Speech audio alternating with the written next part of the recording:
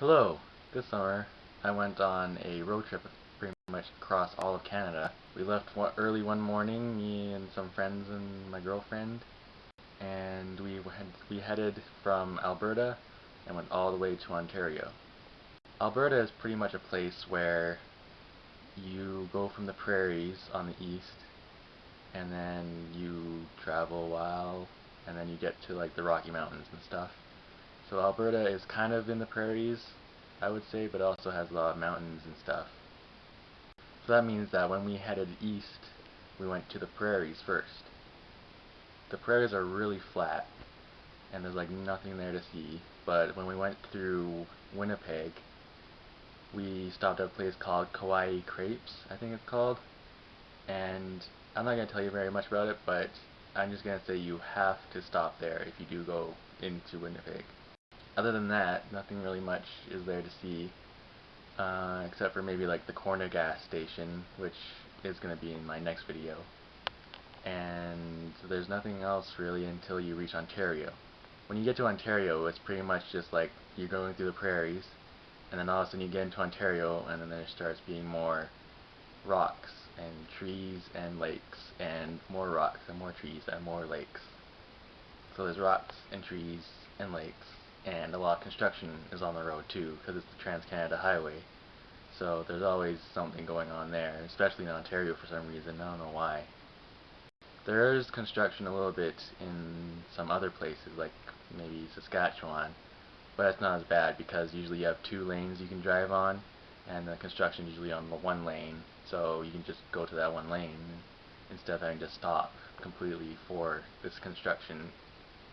Other than a lot of construction, and once there was a lot of fog, Ontario is a nice place to go through. There's lots of scenery to see, lots of trees, lakes. There's lots of going up a mountain, going down a mountain, going around a mountain, going through a valley. There's just like whatever you can think of pretty much. One time you were like driving, and then it was like the road, a little bit of gravel for the shoulder, and then the lake. And that's just pretty much it on either side of the road for like, I don't even know, it wasn't too long, but it was pretty cool.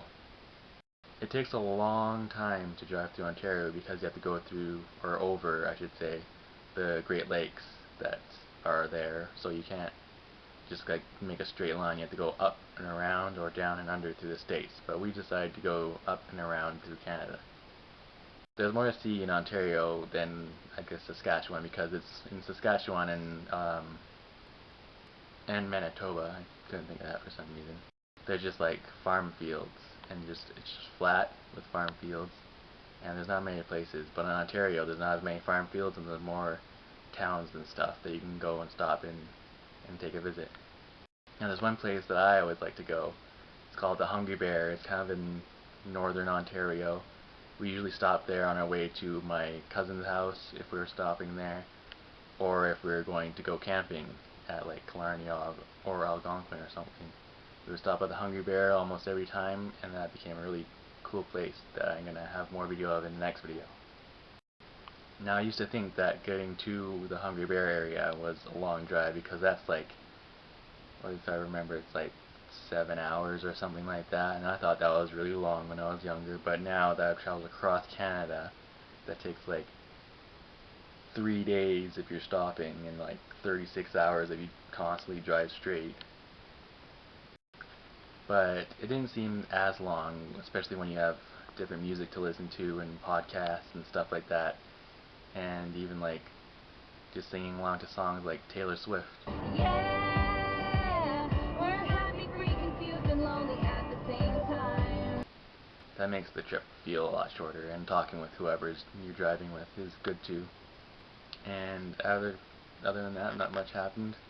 On the day we got back, there was a nice, I'm not sure, it was kind of like a sunset, but the sun was like still pretty high, so it was like evening time. The sun was shining nice and bright through the clouds. You'll probably be seeing this right now as I'm talking. But it was nice, like a kind of greeting kind of thing by the sun for us to get back home. And then I got home, and I stayed there for a while. And yeah.